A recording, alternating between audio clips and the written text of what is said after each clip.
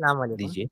وعلیکم السلام ورحمۃ اللہ وبرکاتہ. تو جب سمجھے کہ کوئی آفس میں کام کرتے ہیں اینڈ وہاں پہ جو نماز پڑھنے کی انتظامات ہے وہ بہت چھوٹا ہے، اور کبھی کبھار وہاں پہ صفائی کا بھی انتظام کیا نہیں جاتا، تو وہاں پہ کیا چیئر پہ پڑھنا جائز ہے؟ اور اگر وہاں چیئر نہیں رہا تو بھی میں ٹھہر کے پڑھ سکتا ہوں کیا نہیں؟ دیکھیے، جگہ کے چھوٹے ہونے سے چیئر کا کیا تعلق ہے؟ چیئر کے لیے تو اور زیادہ جگہ چاہیے ہوتی ہے. اگر جگہ چھوٹی ہے، ہاں مطلب زمین پہ جو ہے، مطلب ٹھیک سے صفائی نہیں ہے تو میں سجدہ ہاں یا رکوع کرنے کے لیے جی پرابلم ہوتی ہے. دیکھیے، زمین پہ مان لیجئے تھوڑا سا گرد و غبار ہے، زمین پہ گرد و غبار ہے، لیکن گرد و غبار ناپاک تو ہے نہیں، گرد و غبار تو صاف ستھرا ہے. اللہ کے نبی صلی اللہ علیہ وسلم کے زمانے میں مسجدیں کچی ہوا کرتی تھیں.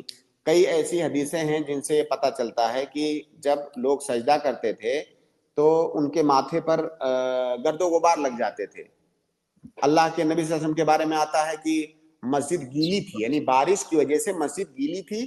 جب نماز پڑھ کے آپ نکلے تو صحابہ کرام نے دیکھا کہ ماتھے پر کیچڑ لگا ہوا ہے. کیچڑ کیسے لگا؟ ظاہر ہے مسجد گیلی ہے تو کیچڑ لگا.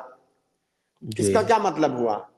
کہ زمین پر گرد و غبار کا ہونا یہ عذر نہیں ہے، یہ سبب نہیں ہے کہ آپ کرسی پر بیٹھ کر پڑھیں ورنہ ماتھے میں گرد و غبار لگ جائے گا. اس کا حل یہ ہے کہ اگر آپ گرد و غبار پہ نہیں سجدہ کرنا چاہتے ہیں تو آپ صاف کر لیجئے. پڑھنے سے پہلے تھوڑا سا جہاں پہ آپ پڑھ رہے ہیں وہاں پہ صاف کر لیجئے، یا اپنے ساتھ میں کچھ مصلی وغیرہ کوئی کپڑا وغیرہ رکھیے، بچھا لیجئے اس کو.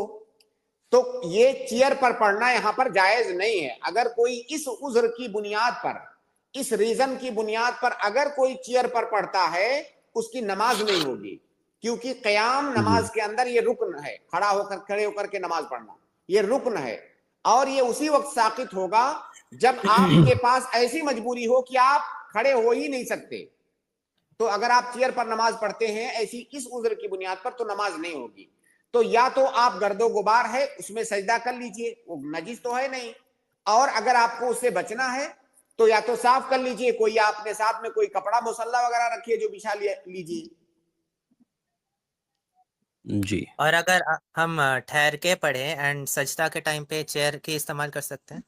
نہیں، بالکل نہیں. ہر چیز اصلی حالت میں کرنا ہے.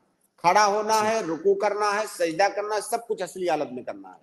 جو چیزیں آپ نے بیان کیا وہ ریزن نہیں ہے، شریعت اس کو نہیں مانتی، اس کو ریزن نہیں مانتی.